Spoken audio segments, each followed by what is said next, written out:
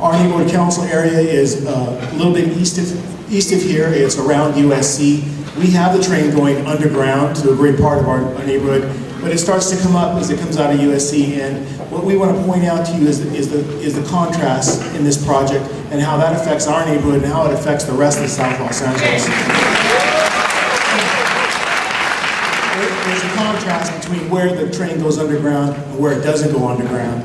And we want to point out that it should depend on traffic counts and objective conditions like the number of pedestrians that are on the street. But if you look at the traffic counts at the intersections of Vermont, for instance, in Exposition, and this one here at Farmdale, and others further west, you can see that that really isn't the case. It isn't that you put a bridge or you put the train above ground, below ground, where there's more pedestrians and more traffic. Right now, it happens to be certain types of people get it above ground, below ground, and other people do not.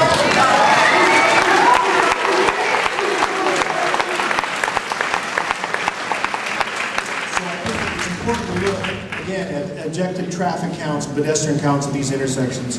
The other thing I want to point out is the speed of the train. The speed of the train is very important. The faster it goes, the more it makes sense for people going from downtown to the west side to get on it. The slower it goes, the less it makes sense for somebody to get out of their car and get on the train.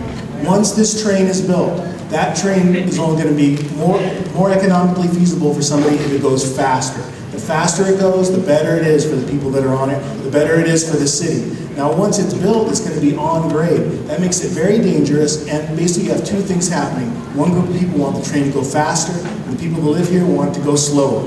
And those two things are not compatible. It's going to end up going faster, and it's become more and more dangerous the more people want to get on it, and the more people need to get on it. And that's one thing that I want to point out. The next thing is that we have Fauché Middle School, Fauché Learning Center in our area. Fauché Learning Center is very similar to Dorsey. It's right next to the tracks. And there's one thing that I know, you have people loading and unloading. You saw the pictures yourself here. I can't conceive of a more chaotic situation as people trying to load and unload their kids from the car while train lights are going off, buzzers are happening, gates are going up and down, pedestrian gates are going up and down.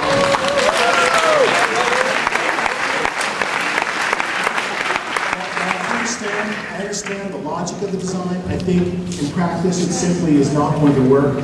I also want to point out to you that when I was a kid, as you were a kid, we thought we would live forever. And when you add the speed of the trains, the fact that it could have been built underground, and the chaotic situation at this intersection as well as other intersections along this rail track, it produces a very, very unsafe situation for people to live here. Our neighborhood council as yet has not taken a position, but we're looking at one very similar that was passed in West Adams. And right now it looks like the majority of our council members are looking favorably upon it, because since in the last few months we have become more and more aware of the safety precautions that are just been neglected on this rail line. We've also become more and more aware of how people in certain areas get bridges where other people don't. People in certain areas get the train underground and other people don't. And the people that live next to these rail lines are becoming more and more aware as you see the bulldozers coming closer and closer and closer to where your house is being built. So we're a little late into the game, but I don't think the game is over. And I personally support the train be built as far as it can be built for the money that we have right now. Thank you very much.